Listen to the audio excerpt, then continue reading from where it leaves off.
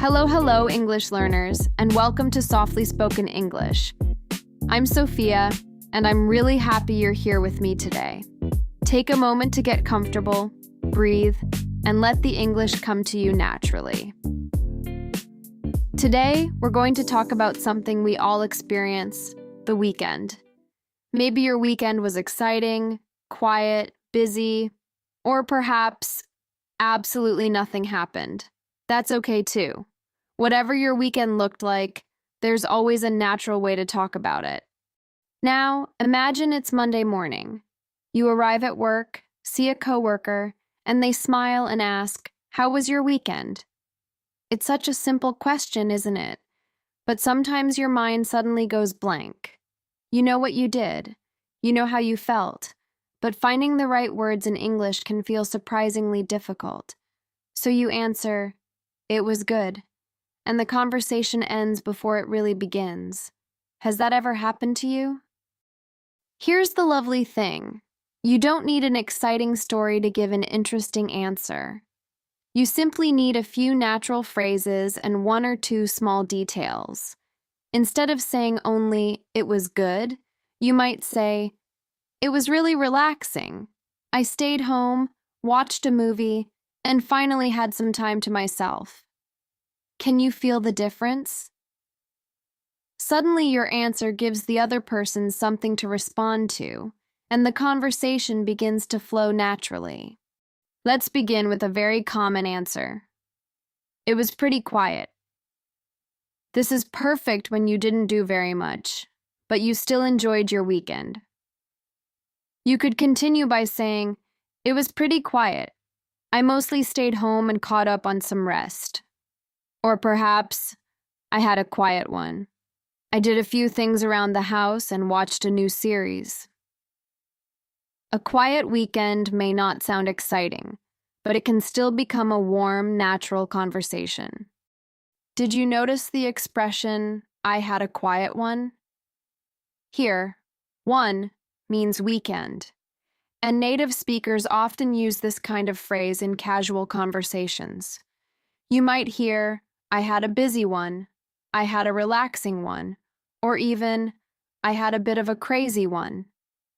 Imagine a coworker asking, "How was your weekend?" You smile and say, "I had a really relaxing one, actually." It sounds easy, friendly, and much more natural than a long, carefully prepared answer. Now, what if you had a busy weekend? You could say, "It was quite busy, actually. I had a lot going on." The phrase, "I had a lot going on," means that several things were happening in your life or taking up your time.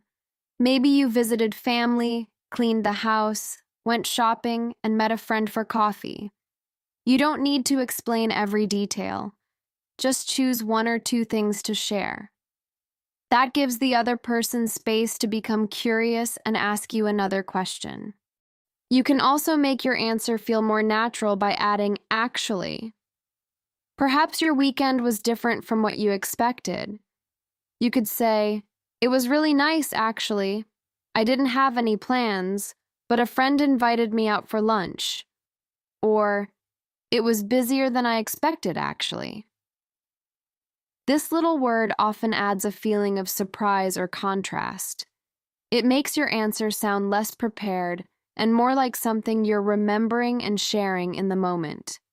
Now imagine you spent time with friends or family. Instead of listing everything you did, begin with the feeling, "It was lovely. I got to spend some time with my family." The expression "I got to" shows that you were happy to have that opportunity. You might say, "I got to see an old friend," or "I finally got to visit my sister." It adds a little warmth to your answer because you're not only describing what happened, you're also sharing how the experience felt to you. Let's make this feel like a real conversation. Someone asks, "How was your weekend?" You answer, "It was lovely, actually. I got to catch up with an old friend." They might respond, "Oh, nice. What did you do?" And you could say, "Nothing too exciting. We just had coffee and talked for hours." Notice how simple that is. You're not searching for impressive words. You're sharing a small, genuine moment, and that is often what makes a conversation feel interesting. Of course, not every weekend feels lovely or relaxing. Sometimes Monday arrives and you feel as if you need another weekend to recover. In that situation, you could laugh and say, "Honestly, it was exhausting. I feel like I didn't stop all weekend." Or perhaps, "It was good, but it went by so quickly." These answers feel honest and relatable. Most people understand that feeling, so they may smile and say, "I know exactly what you mean." The expression "it went by so quickly" is perfect when the weekend seemed to disappear. You could also say, "The weekend just flew by." Of course, it didn't really fly anywhere. We use this expression when time seems to pass surprisingly fast. Imagine saying, "I had so many things I wanted to do, but the weekend just flew by." This small phrase can make your English feel expressive and natural because it describes not only the weekend, but also your experience of time. Now let's imagine the opposite. Maybe the weekend felt long in a good way. You had time to rest, go outside, cook something delicious, and still enjoy a quiet Sunday evening.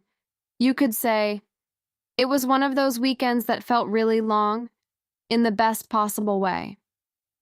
I love that kind of answer because it creates a feeling. The listener can almost imagine the slow mornings and the peaceful moments. Sometimes one thoughtful detail says much more than a list of activities. What if someone asks about your weekend, but you truly did almost nothing? You don't need to feel embarrassed or invent an exciting story. You can say, "I didn't get up to much. I mostly stayed home and took it easy." "I didn't get up to much" is a very natural way to say that you didn't do many activities. And "I took it easy" means you rested and avoided doing anything too demanding. Honestly, sometimes doing very little is exactly what we need. Let's hear that in a short conversation. "Did you get up to much over the weekend?" "Not really. I just took it easy and watched a couple of movies." "That sounds nice. What did you watch?" Can you hear how naturally the conversation continues? Even a quiet weekend gives the other person something to ask about. You mentioned movies, so they can ask what you watched. The secret is not having an extraordinary weekend. It's offering one small detail that opens another door. You may have noticed a new question there. Did you get up to much over the weekend? This is another friendly way to ask what someone did. You might also hear, "What did you get up to this weekend?" Both questions are common in relaxed conversations. If someone asks you this, they're not asking whether you physically stood up. They simply mean, "What did you do?" You can answer, "Not much," "A few things," or begin sharing the most interesting part of your weekend. Now it's your turn. Imagine I've just met you on Monday morning. I smile and ask, "So, what did you get up to over the weekend?" Take a moment and answer aloud. You might begin with, "I had a quiet one. It was pretty busy, actually," or "I got to spend some time with friends." Don't worry about creating a perfect answer. Choose a feeling, add one small detail, and let the words come naturally. Go on, I'm listening. What was your weekend like? Did you answer? Lovely. Now let's make it a little more interesting by adding a highlight. A highlight is one of the best or most memorable parts of an experience. You could say, "The highlight was having dinner with my family," or "Probably the best part was going for a long walk by the beach." Even if the rest of your weekend was ordinary, sharing one highlight gives your answer a clear focus and helps the listener understand what mattered most to you. Perhaps things didn't go according to plan. Maybe you wanted to go out, but it rained all day. You could say, I was planning to go to the beach, but the weather had other ideas. That's a playful way to say the weather changed your plans. Or you might say, we ended up staying home instead. Ended up is useful when the final result was different from the original plan. For example, we planned to have dinner out, but we ended up ordering pizza. Listen to how this could sound in a conversation. How was your weekend? It didn't quite go as planned. We wanted to go hiking, but it started raining, so we ended up staying home. Oh no! What did you do instead? We cooked dinner and played a few games. It was actually really nice. I like this example because the answer has a small change of direction. The plans failed, but the weekend still became enjoyable in a different way. Sometimes the weekend brings an unexpected little adventure. Perhaps you discovered a beautiful cafe, visited somewhere new, or met someone you hadn't seen in years. If it was surprising, you could begin with, "You'll never guess what happened." Or, for something quieter, say, "Something really nice happened, actually." These openings create curiosity and invite the other person to listen because you're sharing a feeling, not simply listing information. And remember, conversations move in both directions. After sharing your weekend, return the question. You can simply say, "How about you?" or "What did you get up to?" Imagine this. Mine was pretty quiet. I caught up on some sleep and did a little cooking. How about you? That final question shows genuine interest and keeps the exchange balanced. A good conversation isn't about giving the longest answer. It's about sharing a little, listening, and giving the other person room to join you. When you return the question, listen for one detail you can respond to. If someone says, "I went to a new restaurant," you might ask, "Oh, what was it like?" If they say, "I spent Sunday with my family," you could ask, "That sounds lovely. Did you do anything special?" You don't need to think of a brilliant question. Simply notice one part of their answer and show a little curiosity. That is how a simple Monday chat becomes a real conversation. Now, what if your weekend was difficult? Perhaps you felt tired, something went wrong, or you simply weren't in the best mood. You can be honest without sharing more than you feel comfortable with. You might say, "It was a bit of a rough weekend, to be honest, but I'm doing better today." Or, "It wasn't my best weekend, but I'm glad it's a new week." These answers are genuine, but they also allow you to decide how much of the story you want to share. The phrase "to be honest" can make your answer feel more personal and sincere. You might say, "To be honest, I was so tired that I barely left the house." Or, "It was nice, but to be honest, I could have used another day." We often use this phrase before sharing what we truly felt, especially when our answer is not the usual cheerful response. Just remember that you don't need to use it every time. Let it appear naturally when you want to be a little more open. Let's imagine your weekend was productive. Maybe you cleaned, organized your home, finished a project, or prepared for the week ahead. You could say, "I had a pretty productive weekend. I finally got a few things done that I'd been putting off." Putting something off means delaying it because you don't want to do it yet.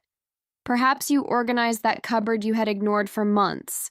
It may sound ordinary, but the feeling of finally finishing something can be very satisfying. Here's how that might continue. What did you get up to this weekend? I had a productive one, actually. I finally sorted out my spare room. Oh, that must feel good. It really does. I'd been putting it off for ages. Notice the small reactions. Oh, that must feel good. And it really does. These expressions make the exchange feel warm and connected. A natural conversation is not only about questions, it's also about responding to what the other person shares. Maybe you worked over the weekend. You could say, I was working most of the weekend, so it didn't really feel like a weekend. Or, I had to work on Saturday, but I managed to relax on Sunday. The word managed is useful when something was difficult, but you found a way to do it. You might say, I managed to get some rest, or we managed to have dinner together. It shows that despite being busy, you still found time for something important. Now imagine someone asks, did you do anything nice over the weekend? This question doesn't mean they expect something impressive. They're simply inviting you to share an enjoyable moment. You could answer, yes, I went for a walk by the beach, or nothing special, but I had a lovely slow morning on Sunday. I like that answer because it reminds us that something nice can be very simple. A quiet coffee, good weather, or a little time without rushing. Let's practice choosing what to share. Imagine your weekend included cleaning, shopping, a long phone call with a friend, and dinner at home. You don't need to mention everything. You could say, it was quite a simple weekend, but I had a lovely catch-up with a friend. That one detail gives your answer warmth. When speaking English, it can help to pause and ask yourself, what feeling do I want to share? Then choose the detail that expresses that feeling naturally.